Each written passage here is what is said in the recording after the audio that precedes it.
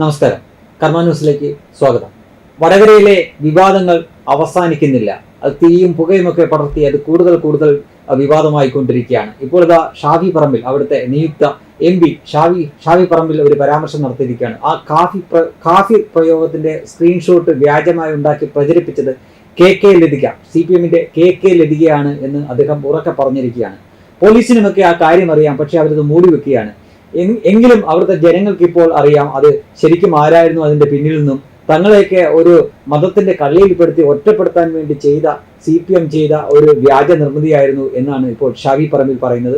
എന്തായാലും മറ്റുള്ള സ്ഥലങ്ങളിലൊന്നും ഇത് അത്രമാത്രം വിവാദമായിട്ടില്ല എങ്കിലും വടകരയിലെ സഖാക്കൾക്കിടയിൽ ഇത് വലിയ രീതിയിൽ ഇത് വിവാദമായിട്ടുണ്ട്. അവരുടെ മനസ്സിനെ ഇത് വലിയ രീതിയിൽ മുറിപ്പെടുത്തിയിട്ടുണ്ട് എന്ന കാര്യം സംശയമൊന്നുമില്ല. കാരണം അവരുടെ കൂടെ സഖാക്കളായിട്ട് നിൽക്കുന്ന, അവരെപ്പോഴും പറയാറുണ്ട് ക്രിസ്ത്യാനിയെന്നോ ഹിന്ദു എന്നോ മുസ്ലിം എന്നോ ഇല്ലാതെ എല്ലാവരും സഖാക്കളാണ് എന്ന് വിചാരിക്കുന്ന ആളുകളാണ്, അല്ലെങ്കിൽ വേറെ പറയുകയെങ്കിലും ചെയ്യുന്നവരാണ്. യഥാർത്ഥത്തിൽ അങ്ങനെയല്ലെങ്കിലും അങ്ങനെ വിശ്വസിച്ചുകൊണ്ടിരുന്ന വലിയൊരു കൂട്ടം ആളുകളുടെ ഇടയിൽ ചില സംശയങ്ങൾ ഉണ്ടായിട്ടുണ്ട്. തങ്ങളുടെ കൂട്ടത്തിലുള്ള മുസ്ലിം സഖാക്കൾ ഷാഫി പറമ്പിലിന് വോട്ട് ചെയ്തിരിക്കാം, അതുകൊണ്ടാണ് ഷാഫി പറമ്പിൽ ഇത്രയേറെ വലിയ ഭൂരിപക്ഷത്തിൽ ജയിക്കാൻ കാരണമായത് എന്ന് വിശ്വസിക്കുന്ന ഒരുപാട്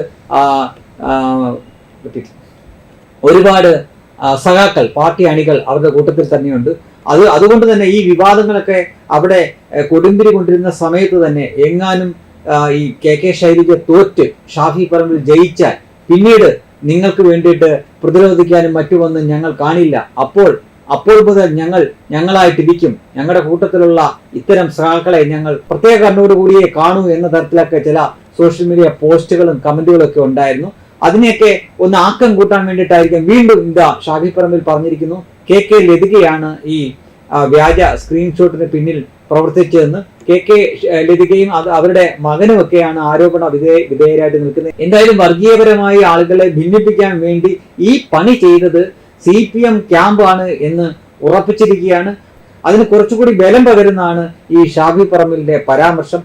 ഇത്തരം ഒരു ഹീനകൃത്യം ചെയ്തത് മുസ്ലിം ലീഗ് അല്ല, പകരം ഈ കമ്മ്യൂണിസ്റ്റുകാർ തന്നെയാണ് ഇതിന്റെ നിർമ്മിതിയെന്നും ഈ വ്യാജ നിർമ്മിതി ഉണ്ടാക്കി അവരുടെ അണികളിൽ തന്നെ ആശയക്കുഴപ്പം ഉണ്ടാക്കാനും വർഗീയപരമായിട്ട് ചേരിതിരിവ് ഉണ്ടാക്കാനും തന്നെ ഏത് വിധേനയും ഒരു പ്രത്യേക വർഗീയ കള്ളിയിൽ ഒതുക്കി തോൽപ്പിക്കാനും വേണ്ടിയിട്ടൊക്കെ ചെയ്തതാണ് എന്നാണ് അദ്ദേഹം ആരോപിക്കുന്നത്.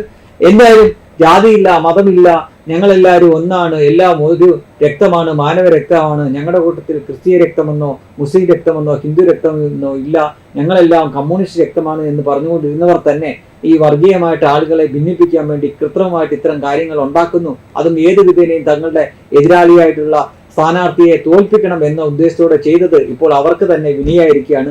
അവരുടെ അണികൾക്കിടയിൽ തന്നെ ഹിന്ദു കമ്മ്യൂണിസ്റ്റ് എന്നും ക്രിസ്ത്യൻ കമ്മ്യൂണിസ്റ്റ് എന്നും മുസ്ലിം കമ്മ്യൂണിസ്റ്റ് എന്നും ഒക്കെ വേർതിരിവോടെ ആളുകൾ കാണാൻ തുടങ്ങി എന്നതാണ് ഇത് കഴിഞ്ഞിട്ടുള്ള ഇതിന്റെ അനന്തരഫലം. മാത്രമല്ല ആലപ്പുഴയും അതേപോലെ തന്നെ ആറ്റിങ്ങലുമൊക്കെ പാർട്ടിയുടെ അടിത്തറ വോട്ടിൽ നല്ല ചോർച്ച ഉണ്ടായിട്ടുണ്ട്.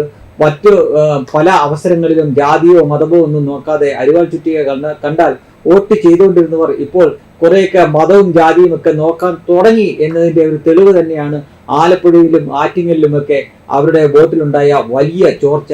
ഒരു തുടക്കം മാത്രമാണ് ഒരുപക്ഷെ വടകര എന്ന് പറയേണ്ടിയിരിക്കുന്നു. ഈ ഒരു രീതിയാണ് മറ്റ് ജില്ലകളിലേക്കൊക്കെ പടർന്നു പിടിച്ചാൽ തീർച്ചയായിട്ടും CPMന് അത് വലിയ തിരിച്ചടിയാവും എന്ന കാര്യത്തിൽ സംശയമില്ല. ഒരു തെരഞ്ഞെടുപ്പ് ജയിക്കാൻ വേണ്ടിയിട്ട് ആളുകളുടെ ഇടയിലേക്ക് വർഗീയമായ ചേരിതിരിവുണ്ടാക്കാൻ വേണ്ടി മാത്രമാണ് അവർ ആ പ്രയോഗം കാഫിറെന്നും അതേപോലെ തന്നെ ദീനിയെന്നും ഉള്ള രണ്ട് തരത്തിലുള്ള പ്രയോഗങ്ങൾ. യഥാർത്ഥത്തിൽ ഒരു മതസ്ഥരിൽ അങ്ങനെയൊക്കെ ഉണ്ടെങ്കിലും അതൊരു രാഷ്ട്രീയ ആയുധമായി, ഒരു തെരഞ്ഞെടുപ്പിന് ഉപയോഗിക്കാവുന്ന ആയുധമായി അതിനെ ഈ രീതിയിലേക്ക് കൊണ്ടെത്തിച്ചത് CPM ആണ് എന്നാണ് ഇപ്പോൾ മനസ്സിലാക്കാൻ പറ്റുന്നത്. ഷാഫിയുടെ ഈ ഒരു പരാമർശം അല്ലെങ്കിൽ ഈ അവസരത്തിലുള്ള ഈ ആരോപണം അതുകൊണ്ട് തന്നെ കൂടുതൽ CPMനെ പ്രതിരോധത്തിലാക്കിയിരിക്കുകയാണ്.